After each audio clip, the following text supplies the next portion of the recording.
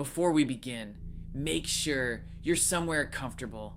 Turn down the lights, maybe even lock your door, because tonight we're diving into 3 terrifying camping stories that still haunt the people who lived through them. These stories were submitted by real campers from across the United States. Whether everything happened exactly as described is impossible to know. But one thing is certain: if even half of these events are true, you may never want to camp alone again.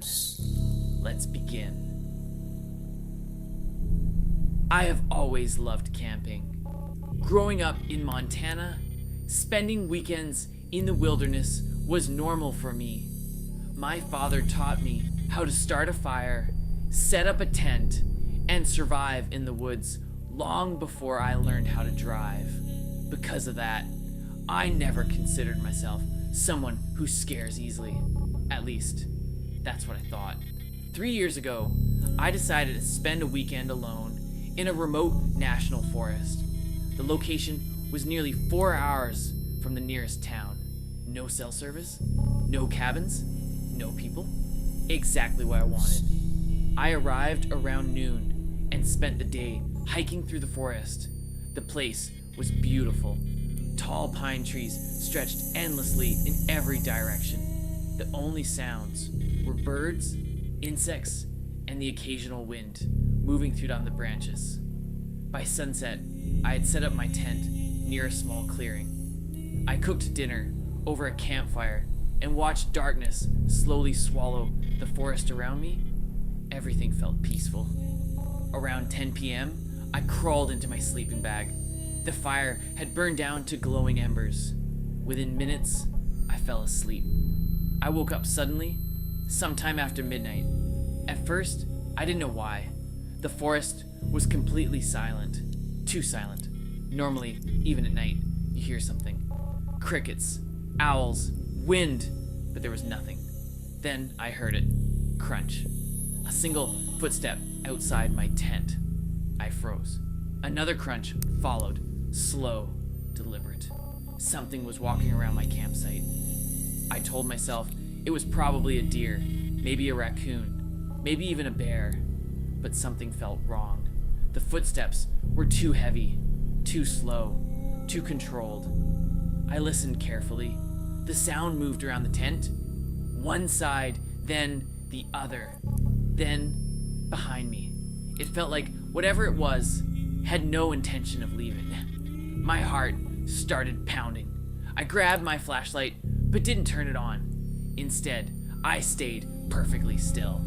The footsteps continued for nearly 10 minutes. Then they stopped. Silence returned. I waited. 5 minutes, 10 minutes, nothing. Eventually, I convinced myself the animal had left. I began to relax. That's when I heard breathing right outside the tent, less than a foot away. Slow, heavy, human. I stopped breathing myself. The sound remained there, standing completely still, listening, waiting. I could actually hear air moving in and out of its lungs. Then, something touched the side of my tent. A hand, not a paw, not an animal. A hand. The fabric pushed inward, slowly, as if someone was pressing their palm against it. I felt every hair on my body stand up. My flashlight slipped slightly from my shaking hands. The breathing stopped.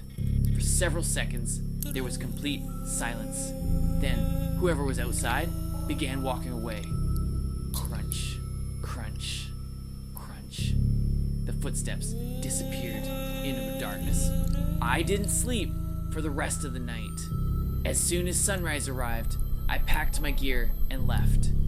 But before driving away, I noticed something. Footprints. Human footprints. They completely circled my tent. Whoever had been there spent a long time walking around me while I slept. But what truly terrified me was where the tracks came from. The forest. And where they led. The forest. There were no other campsites nearby. No roads.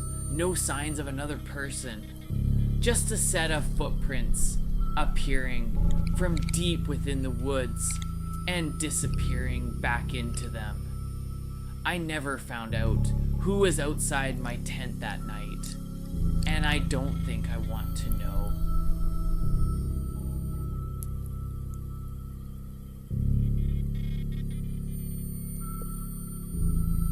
This happened during a camping trip in northern Colorado when I was 22. My friend Jake and I rented a small wooden cabin deep in the mountains. It wasn't a tourist area. The nearest town was over 30 miles away, and after sunset, the entire forest became unbelievably dark. The first night was normal. We grilled food, talked for a few hours, and eventually went inside. Around 2 a.m., I woke up to a strange sound. Someone was calling my name. At first, I thought I was dreaming. Then I heard it again. Michael. The voice was quiet, almost like a whisper. I sat up and looked toward the window. Outside was complete darkness. Michael. This time, it sounded closer. I immediately woke Jake. He listened for a moment and then looked at me with a confused expression. "Oh, you hear that too?" Before I could answer, the voice spoke again. "Michael, come outside." Neither of us moved. The voice sounded human, but there was something wrong with it. The words were too slow, too perfect, almost like someone was trying to imitate the way a person talks. Jake grabbed a flashlight and walked toward the door. I told him not to open it. The voice immediately stopped. Silence filled the cabin. For several minutes, we sat there waiting. Nothing happened. Then we heard footsteps, slow footsteps, moving around the outside wall of the cabin. One side, then the other. The steps continued for nearly 10 minutes. Finally, they stopped beneath the bedroom window. We could hear breathing, heavy breathing, right outside the glass. Neither of us dared look. After what felt like forever, the sound disappeared. We stayed awake until sunrise.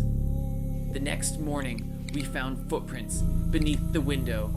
Bare footprints.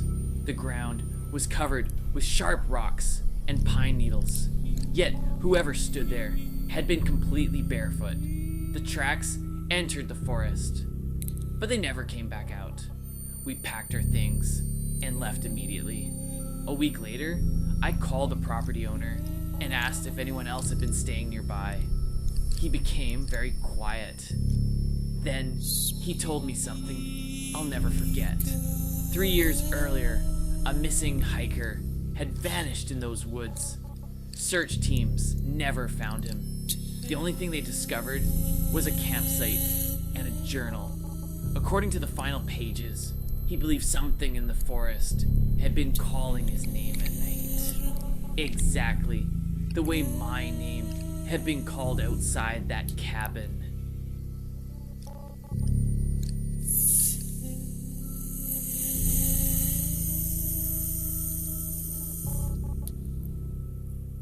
This happened 6 years ago during a camping trip in Washington State. My younger brother Ethan and I went deep into a remote forest where almost nobody ever goes. The first day was fine, but by night the silence felt wrong. No animals, no wind, just stillness. We set up camp and went to sleep. I woke up around midnight because I heard movement outside the tent.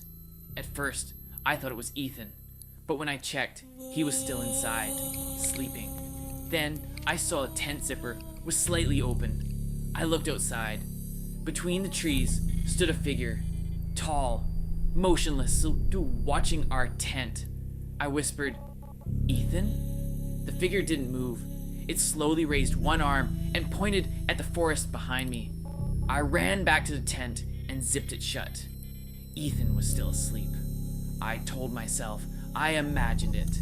The next day, we found an abandoned ranger station.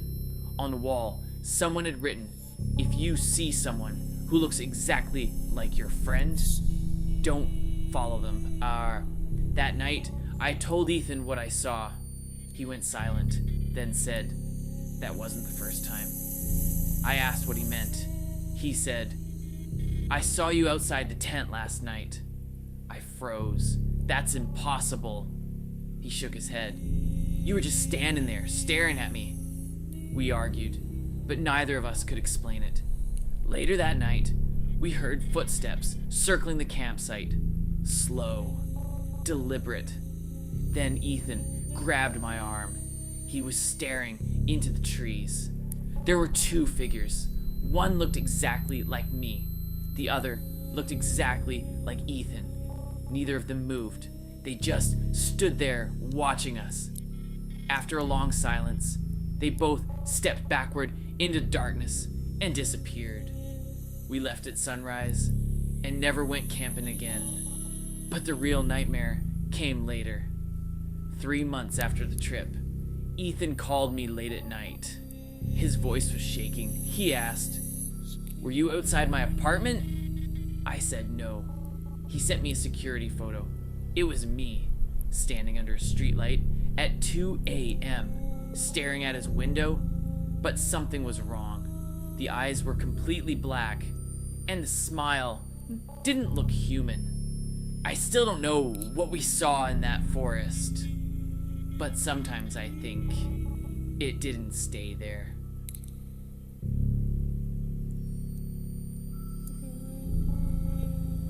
And that brings us to the end of today's stories. If you made it this far, thank you for watching. I really hope you enjoyed these 3 camping horror stories, or at least survived them. If you did, don't forget to like the video and subscribe to the channel for more true scary stories every week. And make sure to turn on the bell notification so you don't miss the next one. You never know what might be waiting in the dark. And be honest, if you were in any of these situations, would you have survived the night? Let me know in the comments. And if you don't want something like this happening to you, hit that like button. It might not save you in the woods, but at least you'll sleep a little easier tonight. Good night.